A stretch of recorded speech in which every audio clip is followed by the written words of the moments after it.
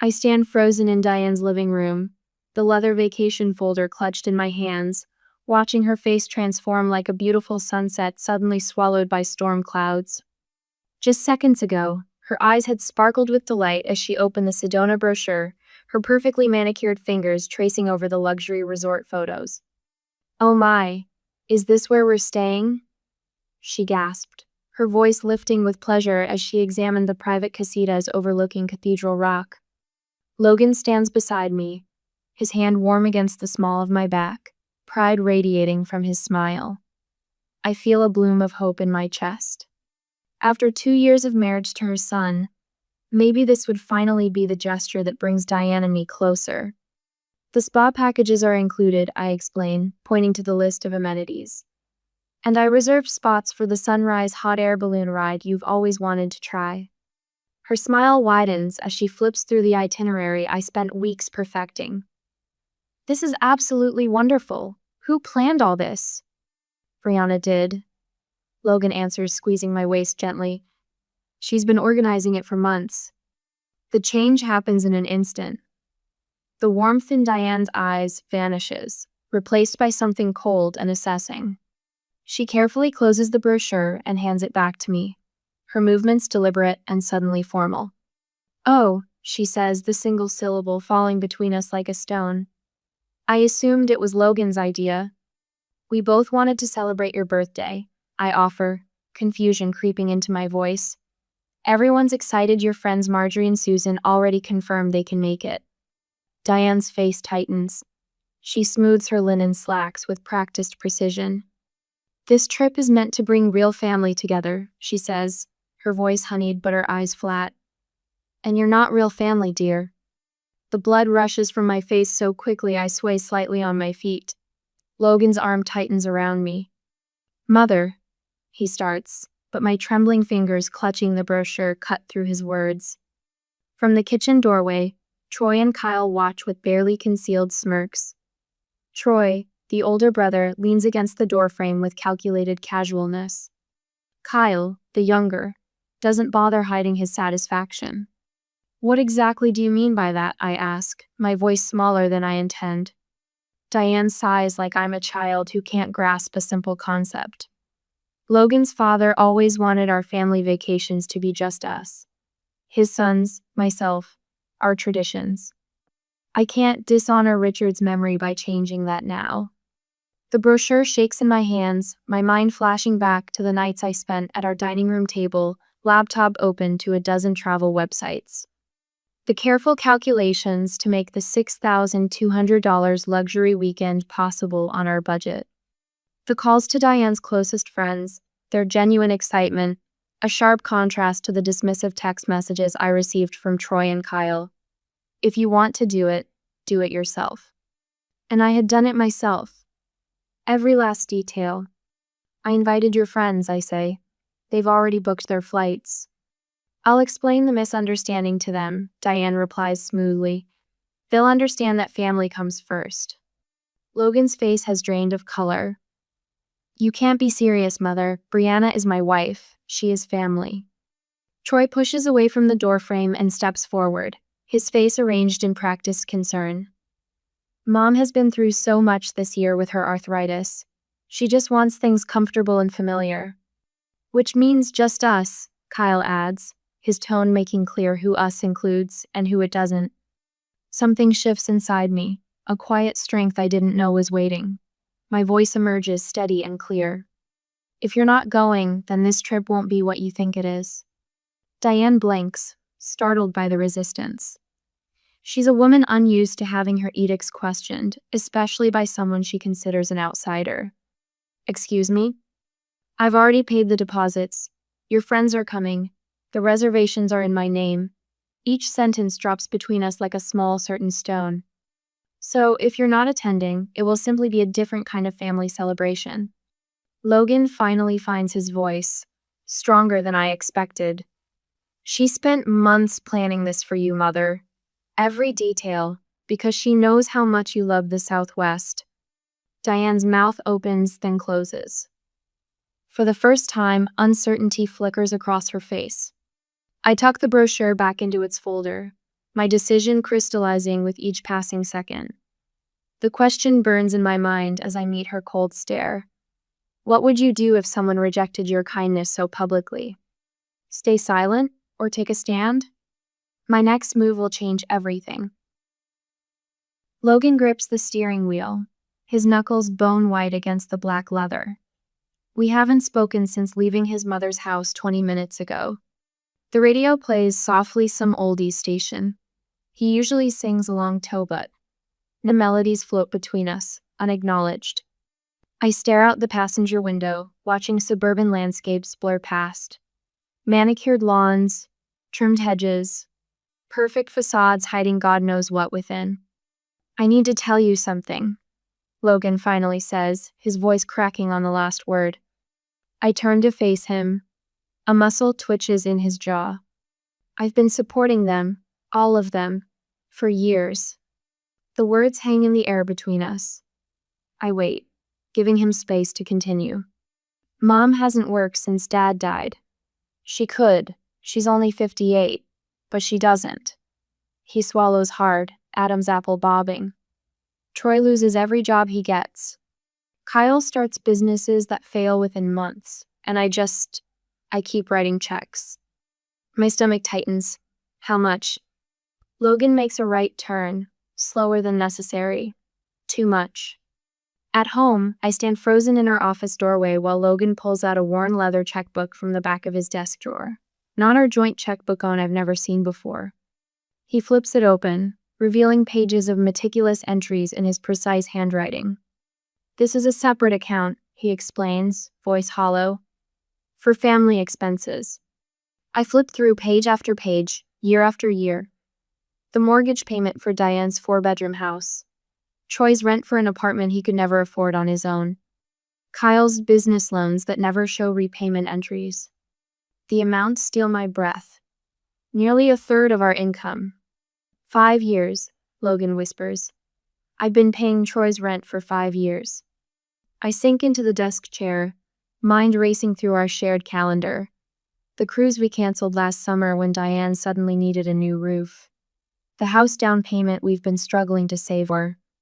All while Logan funneled thousands to his family. They plan these emergencies, I say softly, realization dawning.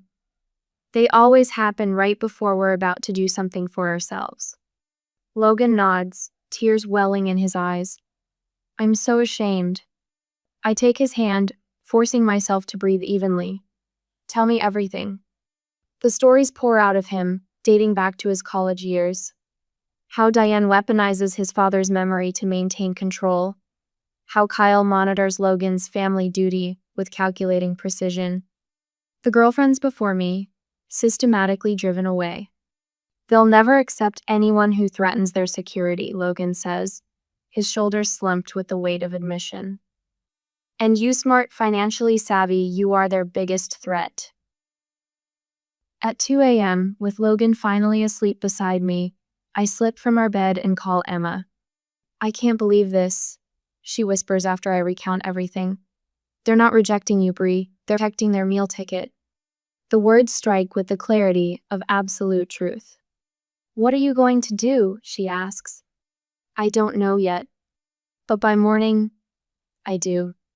My parents call at breakfast. They listen without judgment, offering support without pushing opinions. Dad simply says, "We trust you to handle this right, Brianna. You always have."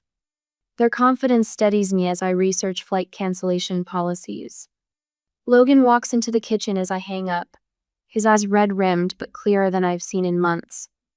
Let's reclaim this trip, he says, surprising me with his firmness. For us. That afternoon, I cancel Diane's reservations with steady hands. The resort is sympathetic when I explain we're dealing with a family health issue. Not entirely a lie, this family is sick with something money can't cure. I make 3 calls to our closest friends. They accept the last-minute invitation with genuine excitement. No guilt trips, no manipulations, just simple joy at the prospect of shared experiences. When Logan returns from work, I show him the revised itinerary. Relief and guilt war across his face. Are you sure? He asks. Completely. That night, I sleep peacefully for the first time in months. No tossing, no turning, no mental calculations of how to win Diane's approval. My phone buzzes at 6 a.m. A text from Troy. Mom is crying because of you. Happy now? I sit up in bed, fingers hovering over the keyboard. I type several responses, then delete them one by one. She deserves better than this. Delete. Tell her to get a job. Delete. Stop exploiting your brother. Delete. Finally, I type 2 simple words and hit send. Actually, yes. I block his number before he can respond, then Logan's too, and finally Diane's. They can leave voicemails if it's truly important. But they won't control our vacation. Logan stirs beside me, his hand reaching for mine in the dim morning light. Everything okay? He murmurs. I squeeze his fingers. Better than okay. Everything is finally clear. My phone vibrates for the 12th time since breakfast. I don't need to look to know it's Diane. The messages started at 5:43 a.m. each, one more desperate than the last. Logan, your mother can't sleep. Call her. This vacation was supposed to be for family. Your father would never have treated me this way. I slide the phone face down on the red rock terrace of our Sedona casita and breathe in the desert air. The sun paints Cathedral Rock in shades of burnt orange and crimson, nothing like the cold Massachusetts autumn we left behind. Logan emerges from the bathroom, his hair still damp from the shower. Another text? 6, actually. I pass him a mug of coffee. Your brother's joined the campaign too. Logan checks his own phone and flinches. His thumb hovers over the screen before he switches it off completely. Kyle posted on Facebook. Something about gold diggers destroying families. Subtle. I'm sorry. I touch his arm. Don't apologize for them anymore. We'd made the decision to together cancel Diane's reservation and invite our friends instead. Marjorie and Susan had still come, delighted to escape early winter. They'd brought their husbands, who hit it off with Logan immediately. Our friend Emma and her husband joined too, flying in from Chicago. My phone buzzes again. I don't reach for it. Logan slips his arm around my waist. Ready for the hot air balloon? I lean against him, watching the desert landscape expand before us. Absolutely. The dinner that would have celebrated Diane's birthday becomes something else entirely, a table of 8 at the cliffside restaurant, candles flickering in the breeze, laughter flowing as freely as the wine. Logan, I've never seen you so relaxed, Susan comments, raising her glass. She's known him since childhood, watched him grow up under Diane's thumb. You're practically a different person. Logan's eyes meet mine across the table. I guess I've never really enjoyed a family trip before. After dessert, Emma pulls out her phone. Everyone together. We gather against the backdrop of red rocks and sunset sky. The photo captures something I've never seen fully on Logan's face. Freedom. I post it immediately. Beautiful Sedona sunset with people we love. The first hint something is wrong comes when our Uber pulls onto our street. A silver Lexus sits in our driveway. That's my mother's car, Logan says quietly. 3 figures wait on our porch, Diane centered on the swing like a queen on her throne, Troy and Kyle flanking her like sentries. My stomach drops, but I straighten my shoulders. This is our home. Darling, we were so worried. Diane rises, her expression a masterpiece of practiced concern. Her voice wobbles with carefully calibrated emotion. We came to clear things up. Logan hesitates at the base of the steps. Mother, you should have called first. Would you have answered? Kyle steps forward, arms crossed. Though younger than Logan, he's always been Diane's favorite weapon. You've been avoiding everyone for a week while Brianna tears the family apart. That's not what's happening, Logan begins. But Troy has already pushed past me, shoulder colliding with mine as he enters our home without waiting for permission. Kyle follows, and Diane glides in behind them, her perfume a cloying cloud in her wake. Our living room space suddenly feels invaded. Photos from Sedona still display on my open laptop. Diane's eyes lock on them, narrowing slightly. I see you enjoyed our family tradition without us. Her voice could freeze summer air. Using your father's inheritance money for your friends instead of family. Logan's face crumples. It happens so suddenly, decades of manipulation taking their toll in an instant. The confidence from Sedona vanishes. Your father would be ashamed of you, Diane whispers, twisting the knife. Something shifts inside me. A calm I didn't know I possessed settles over me like a shield. I move between them, standing tall in my own home. You need to leave our home. Now. My voice stays quiet but firm. Excuse me? Diane blinks, genuinely startled. This conversation is over. Please leave. Troy steps toward me. You don't get to decide. A knock at the open door interrupts him. Emma stands there, casserole dish in hand, her husband behind her. She lives 3 houses down and must have seen everything through her window. Sorry to interrupt. Brought dinner since you just got back from traveling. Her cheerful voice betrays nothing, but her eyes communicate everything. I'm here. You're not alone. The cavalry has arrived. Diane's mask slips for just a second, revealing the calculation beneath. With witnesses present, she gathers her designer purse. We'll continue this discussion later, Logan, when she isn't controlling you. They leave in a cloud of indignation. The door closes behind them with a soft click that sounds like freedom. Logan collapses onto the couch, hands shaking. I can't believe I let them in. Emma sets the casserole down and squeezes my shoulder before tactfully retreating with her husband, promising to check in tomorrow. The phone rings.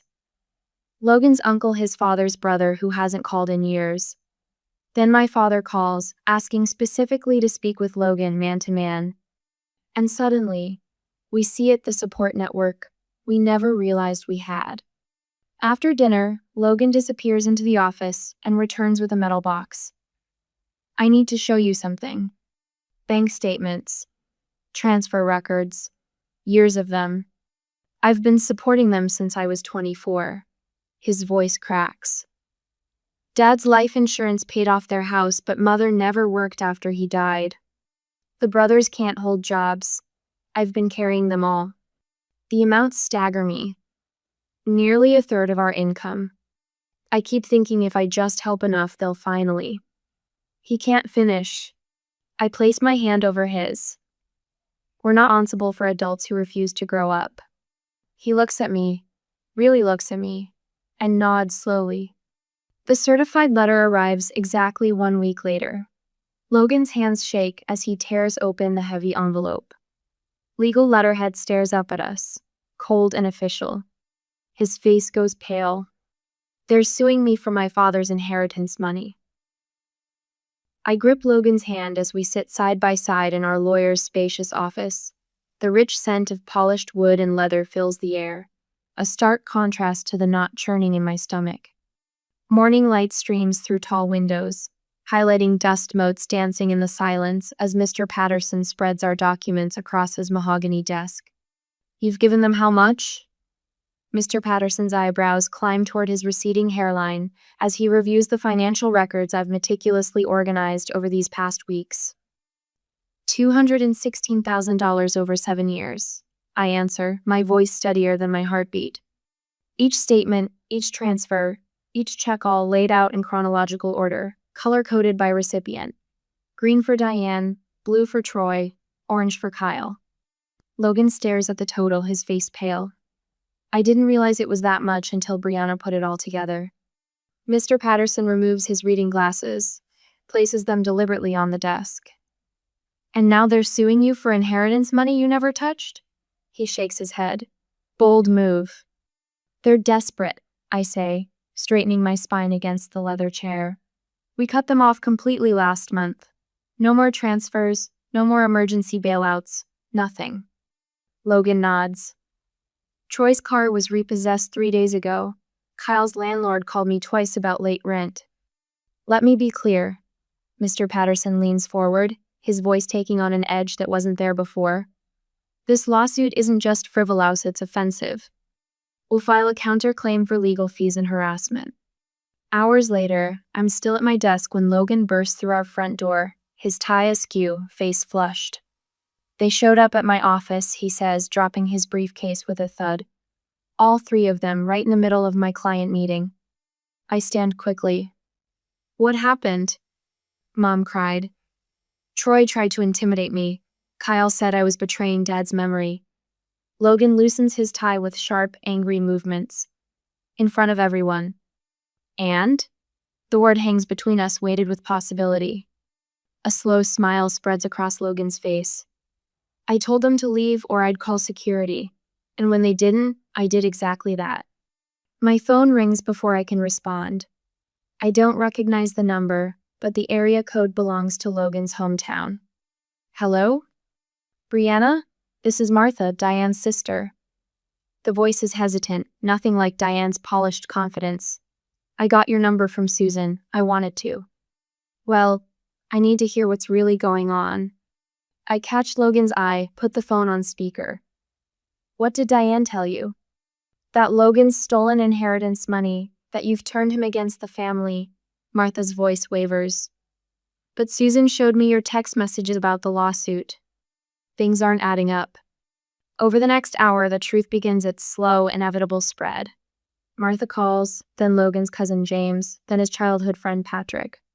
By evening, Logan's phone buzzes with a message from his uncle Robert. I have Dad's original will and trust documents. Logan reads aloud, his voice tight with emotion. The inheritance money they're claiming you stole was never yours to begin with. It went straight into Mom's account when Dad died. I'll send everything tomorrow. 3 weeks later, we stand in the courthouse hallway, the judge's words still ringing in our ears. Case dismissed with prejudice. Countersuit for legal fees granted. Your mother's lawyer just withdrew from the case. Mr. Patterson says, closing his leather portfolio with a satisfied snap. Apparently, she neglected to tell him certain, pertinent facts. Logan stares through the glass doors where Diane stands on the courthouse steps, mascara tracking down her cheeks as Troy gestures wildly beside her. Kyle is nowhere to be seen. What happens now? Logan asks quietly. They'll receive the bill for our legal fees by Friday, Mr. Patterson says. Given their financial situation, I doubt they can pay it. As if summoned by those words, Logan's phone rings. Troy's name flashes on the screen. Don't answer it, I say. Logan watches the phone until it stops ringing. I'm not. The phone immediately rings again. This time, Logan turns it completely off. That evening, a different kind of call comes through Kyle's girlfriend, Rebecca, her voice small and uncertain. I've been with Kyle for 2 years, and I've never seen him like this, she tells me. He applied for a job at Palmer's Hardware today. He's never had a real job before. I say nothing, letting the silence speak volumes. Is it true? She finally asks. About the money? Every word, I answer. The next morning, our doorbell rings. Through the peephole, I see Diane standing on our porch, her usual perfect appearance noticeably disheveled. Logan! I call up the stairs. Your mother's here. He joins me at the door but doesn't open it. What do you want to do? I think of the years of manipulation, the tears, the constant drain on our resources, our energy, our love. Nothing, I answer. Let's do nothing. We stand together, watching through the side window as Diane rings the bell again, then knocks, then finally leaves a folded note on the welcome mat before walking slowly to her car. Logan doesn't retrieve it until evening, and when he does, he barely glances at the foreclosure notice before dropping it in the recycling bin. Not our problem, he says, and for the first time since I've known him, the words carry no trace of guilt. That night, Logan receives a notification that his distant cousin has posted about the situation on Facebook. The community's response is immediate and overwhelming. Our phones overflow with messages of support, of similar stories, of long-held suspicions finally confirmed. When Diane's desperate voicemail comes through, "You can't just abandon family." Logan listens once, then deletes it without a word. What happens when manipulators lose all their power? He asks. turning to me with clear eyes. I take his hand, feeling the steadiness that wasn't there before. They face reality, maybe for the first time. I stand in the doorway of Logan's uncle's living room, observing the scene they've staged with military precision. Family photos line every surface. 3 generations of Matthew's men stare back at me from silver frames, their eyes seeming to follow my movements. Logan's elderly grandparents sit on the floral couch, hands folded in their laps like sentinels of tradition. The trap has been carefully set. "Thank you both for coming," Diane says, her voice honeyed with practiced sincerity. She wears a pearl necklace I've never seen before, her hair freshly styled. Family healing requires everyone's participation. Troy and Kyle flank her like twin bodyguards, their faces arranged in expressions of somber concern. Kyle keeps nodding at everything Diane says, his performance of the devoted son almost convincing if I hadn't spent 2 years watching the act. "We've all had time to reflect," Diane continues, gesturing toward the empty seats directly across from her. The position would place Logan and me with our backs to the door, facing the entire family. And we realize communication has broken down. Logan's fingers tighten around mine. 6 months ago, he would have immediately sat where directed, eager to please. Today, he remains standing beside me.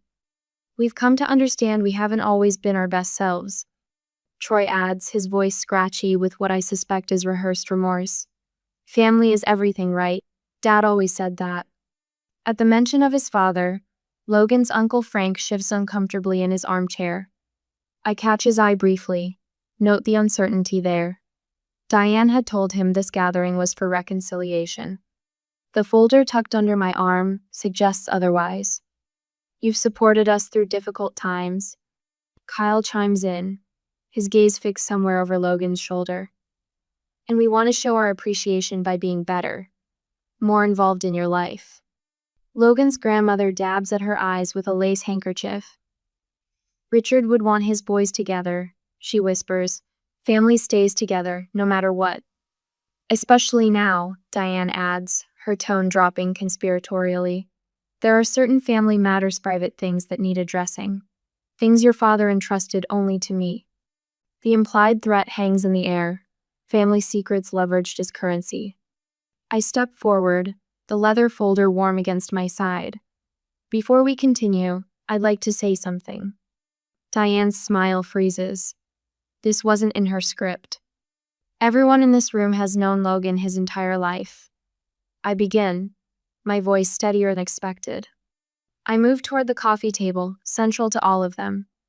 "You've watched him grow into a man who takes responsibility seriously. Perhaps too seriously." I place the folder on the table. The room has gone utterly silent.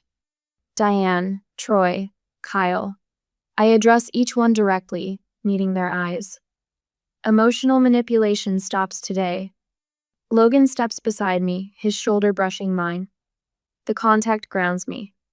"For 14 years, Logan says, opening the folder, I've supported this family financially, since I was 24 years old." He spreads bank statements across the coffee table like playing cards. 14 years of transfers, payments, and loans, neatly documented in black and white.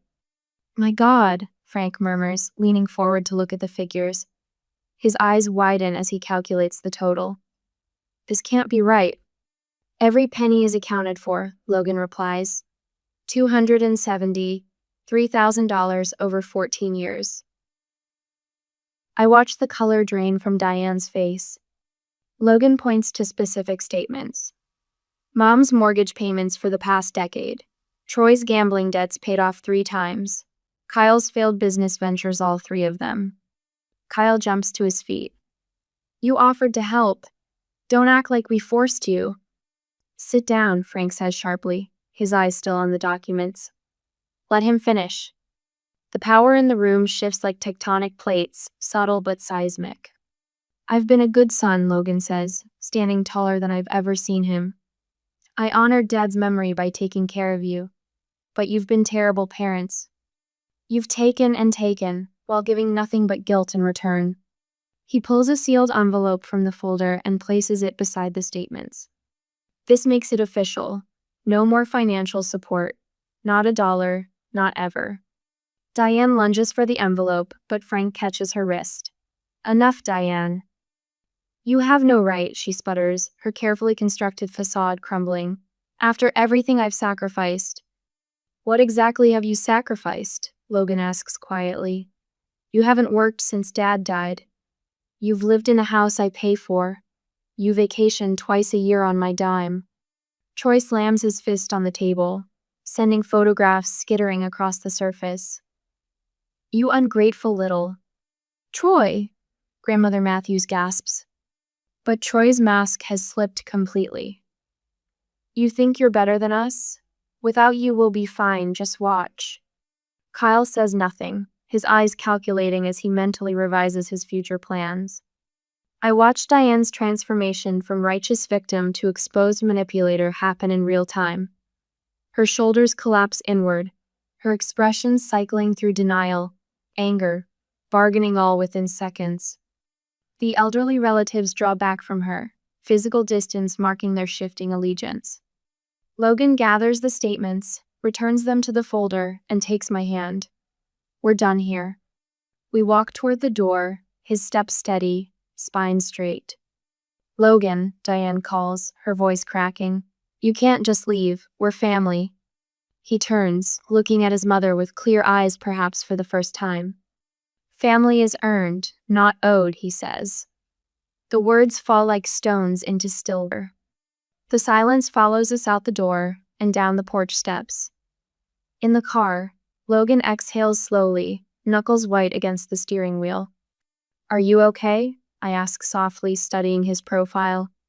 Really okay? He turns to me, his eyes both wounded and somehow lighter than before. The question hangs between us and someone truly rebuild after decades of manipulation. His answer will change everything. The morning sun streams through our kitchen windows, casting golden rectangles across the butcher block island Logan installed last month. 6 months have passed since we walked out of that final confrontation, and the evidence of our freedom surrounds us fresh sage green paint on walls that once held family photos Logan couldn't bear to look at. New hardwood floors where carpet once trapped decades of tension. Coffee? Logan holds up the carafe, his shoulders relaxed in a way I'm still getting used to. The permanent furrow between his brows has smoothed out, making him look years younger. Please. I accept the mug, our fingers brushing. Excited about the dinner party tonight? Logan smiles a real smile that reaches his eyes. Actually, I am. Never thought I'd say that about entertaining. The promotion came 3 months after he stopped bankrolling his family. With his attention fully on his own career instead of solving their endless emergencies, his boss finally saw what I'd always known Logan is brilliant when not crushed under obligation. By sunset, our backyard transforms. String lights twinkle overhead, and the china I originally bought for Diane's birthday celebration now graces our patio table. The irony isn't lost on me. Emma raises her glass. To 1 year of freedom. 1 year of peace, Logan counters, his voice steady and sure. The laughter that follows from him sounds nothing like the nervous chuckle he once used to diffuse family tension. This is real joy rich and unencumbered. Our therapist would be proud. Those weekly sessions were Logan's idea after the dust settled. I need to understand why I let them control me for so long, he'd said. Now he can spot guilt tactics a mile away, dismantling them before they take root. I watch him across the table, confidence flowing through his movements as he serves the grilled salmon. The money that once disappeared into his mother's bottomless needs now builds our Futura-growing savings account, retirement plans, possibilities. You two make it look easy, Logan's cousin Melissa whispers as we clear plates. Her new husband hovers nervously by the grill, still shocked from his first holiday with the extended family. It wasn't, I answer honestly. But your piece is non-negotiable, Melissa. Remember that. Our home has become sanctuary for the family's other outsiders.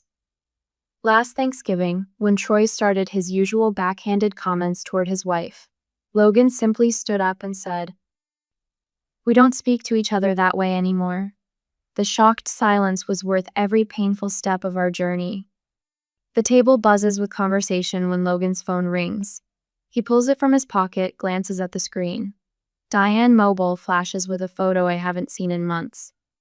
Logan pauses, his thumb hovering over the screen. Something flickers across his face, not guilt, not anguish, just quiet acknowledgement. He silences the ringer and slips the phone back into his pocket, returning to the conversation without missing a beat. I catch his eye across the table and nod once. He doesn't need my permission or approval anymore, but the small gesture says what words can't. I see you choosing yourself, and I'm proud. Later, as guests depart with warm hugs and promises to return soon, we stand hand in hand looking out at the garden we've planted together. I was thinking, Logan says, his voice soft in the evening air. Maybe we should start talking about kids. Yeah? Yeah. I think I'm ready to be the father mine never was. I squeeze his hand. I spent years trying to be accepted by people who saw me as a threat. The truth was, I threatened their comfortable dependence. When I stopped trying to win their approval, I found something better: my self-respect. Logan turns to me, moonlight catching in his eyes. And I learned that real family lifts you up, not weighs you down.